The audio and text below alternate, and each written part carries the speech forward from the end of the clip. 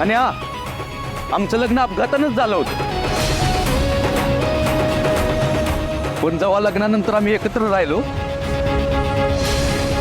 तेव्हा माझा जीव जडला वाघमाऱ्यांवर, आणि वाघमाऱ्यांचं सुद्धा माझ्यावर तेवढंच प्रेम आहे. आणि काय हो, तुम्ही ह्या कपटीबाईचं एवढं ऐकताय? असं असेल ना तर मग विचारा यांना, विचारा की पोलिसांनी यांना का उचलून नेलं होतं, का 4 दिवस त्या जेलमध्ये होत्या, विचारा. काय हो आत्याबाई, वाघमाऱ्यांबद्दल खोटं बोलताना तुमची जीभ लई चुरू चालते ना? मग आता जरा स्वतःबद्दल खरं सांगा की, सांगा या सगळ्यांना तुम्ही का जेलमध्ये गेला होता ते. होय काटेबाई, काय झालं होतं? आम्ही बघितलं होतं तुम्हाला पोलीस घेऊन जाताना.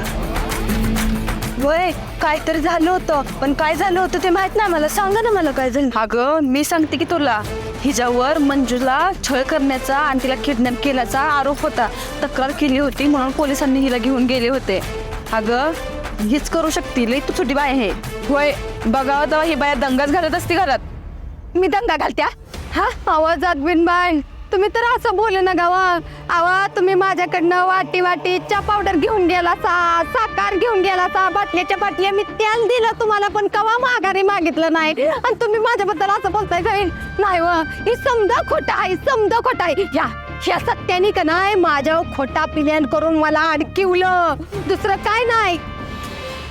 तुम्ही हे सगळं खोटं असं ओरडून सांगताय, मग आम्ही बी तुमचं पाप ओरडून सांगू का सगळ्यांना की तुम्ही वाघमाऱ्यांना आणि त्यांच्या आईंना काय धमकी दिली होती, ते कसं स्वतःच्या भाचीच्या जीवावर उठलं होतं ते सांगू का या सगळ्यांना? आता नुसतं बघत नका बसू, एवढ्या बॅगा भरल्यात तर त्या उचला आणि लागा वाटाला. चला. हो, तुम्हाला काय वेगळं सांगायचं काय?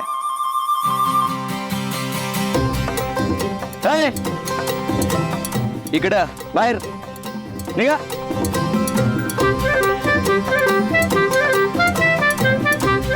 आपलं नाटक आपल्या चांगलं आलंय, आता खरंच गावात जायला लागतं की काय? काय बोलला का टीचर?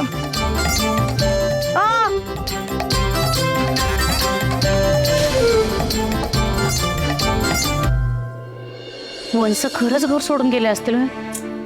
आई आता गेलं तर जाऊ देत की, आपल्याला काय करायचंय. आणि बघ असं पण लय दिवस ते बाहेर थांबणार नाहीत, ते फुकटचं खायला भेटतंय ना त्यांना, येतात बरोबर माघारी थोड्या दिवसांनी. आणि आई मी काय म्हणतोय, जर त्या खरोखर घर सोडून गेल्या तर काय फरक पडतोय? तसं बी त्यांच्यामुळे किती त्रास झालाय तुम्हाला, किती भोगावं लागलंय. ते खरं आहे, पण असं आपल्याच घरातल्या माणसाला बाहेर ठेवणं बरोबर नाही. किती बी झालं तरी आत्या आहे माझी ती. बरोबर बोलते मंजू.